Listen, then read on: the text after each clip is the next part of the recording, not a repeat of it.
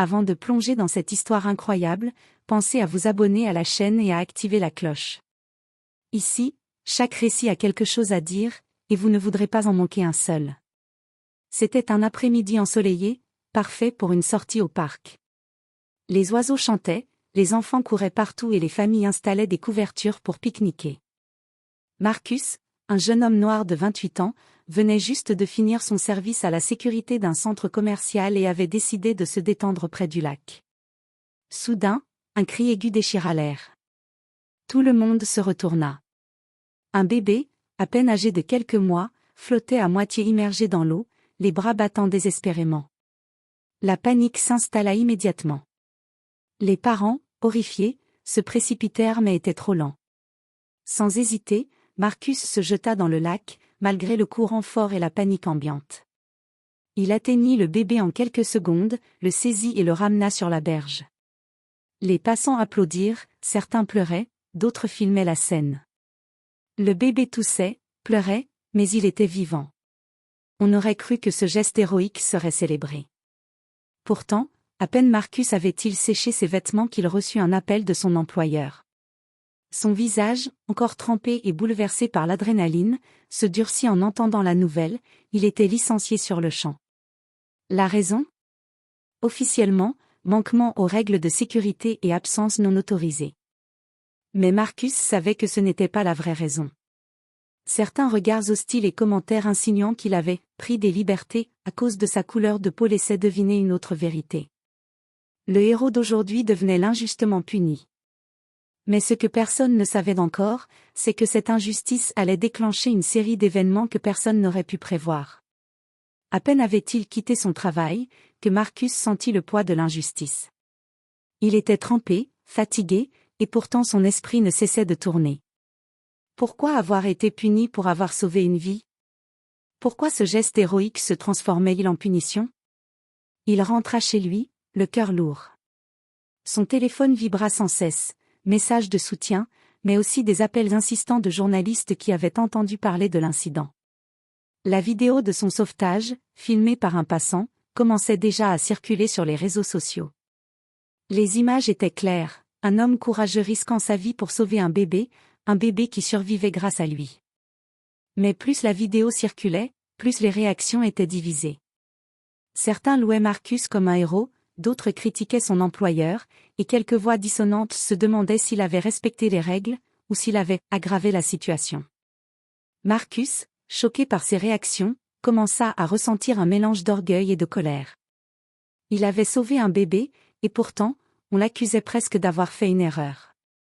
Cette injustice attira bientôt l'attention d'une figure inattendue, une avocate spécialisée dans les droits civiques, qui vit immédiatement le potentiel d'une affaire emblématique. Elle contacta Marcus, lui proposant de l'aider à se battre pour sa réputation et pour que son geste héroïque soit reconnu à sa juste valeur. Marcus, malgré la fatigue et la colère, sentit une lueur d'espoir. Peut-être que cette épreuve pourrait se transformer en victoire. Mais ce qu'il ignorait encore, c'est que certains dans l'ombre ne voulaient pas que son histoire devienne un exemple. Quelques jours après le sauvetage, Marcus commençait à se remettre de l'incident. Le bébé allait bien, et sa famille avait exprimé une gratitude infinie. Mais la paix qu'il espérait était loin. Les réseaux sociaux explosaient. La vidéo de Marcus avait été partagée par des milliers de personnes. Les commentaires louaient son courage, mais certains murmures inquiétants circulaient, des accusations sur sa conduite irresponsable et sa prétendue désobéissance aux règles de sécurité. Les hashtags héroïques coexistaient avec des hashtags accusateurs. Son ancien employeur, sous pression, commença à publier des communiqués ambigus, essayant de minimiser l'événement. Mais un élément surprenant arriva, une enquête interne fut ouverte, pas pour honorer Marcus, mais pour examiner son comportement hors protocole. Marcus réalisa alors que ce n'était pas seulement une sanction administrative, certains voulaient faire de lui un exemple.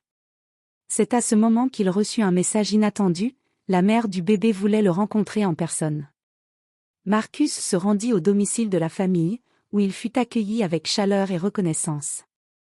Le bébé, souriant, tendait les bras vers lui. La gratitude de cette famille renforça sa détermination.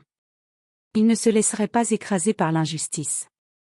Mais ce qu'il ignorait, c'était que cette affaire allait bientôt attirer l'attention des médias nationaux et d'un politicien influent, qui voyait dans cette histoire une opportunité de spectacle, et peut-être même de manipuler l'opinion publique.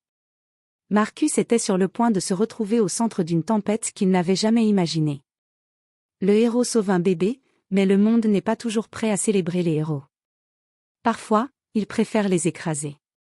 Marcus pensait qu'après l'enquête et le soutien de la famille du bébé, les choses allaient enfin se calmer. Mais il se trompait.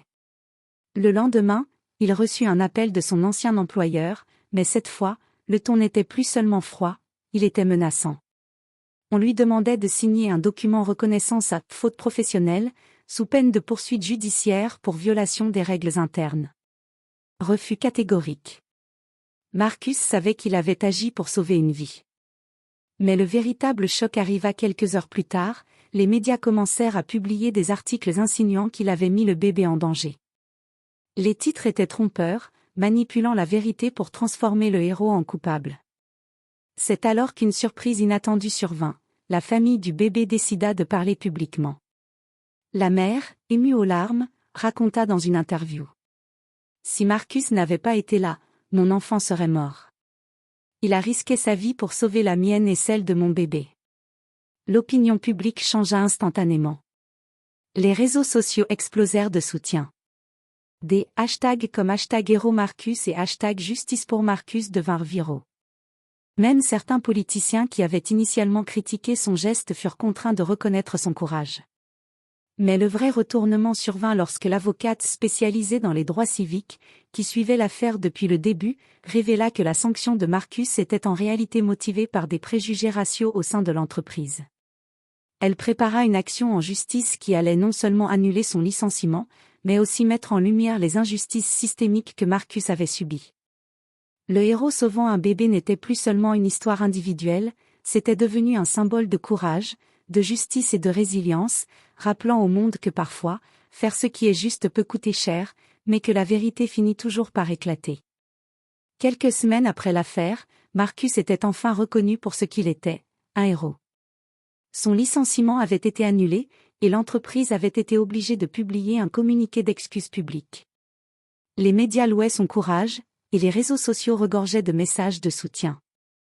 Mais au-delà de la reconnaissance, Marcus avait appris quelque chose de plus profond, le courage et la bonté ne passent jamais inaperçus, même face à l'injustice. Le bébé qu'il avait sauvé grandissait, et sa famille restait profondément reconnaissante. Chaque fois qu'ils se rencontraient, le regard du bébé, plein de confiance et de gratitude, rappelait à Marcus que sa décision de plonger dans l'eau avait vraiment changé une vie. L'avocate qui l'avait soutenu devint une alliée fidèle, l'aidant à sensibiliser le public sur l'importance des actions courageuses et sur la nécessité de combattre les discriminations et préjugés. Marcus devint un symbole, un homme ordinaire capable de gestes extraordinaires, même quand le monde semblait tourner le dos. Et tandis qu'il regardait le lac où tout avait commencé, il comprit que ce jour-là, il n'avait pas seulement sauvé un bébé, il avait semé une graine de justice et d'espoir qui allait grandir bien au-delà de lui.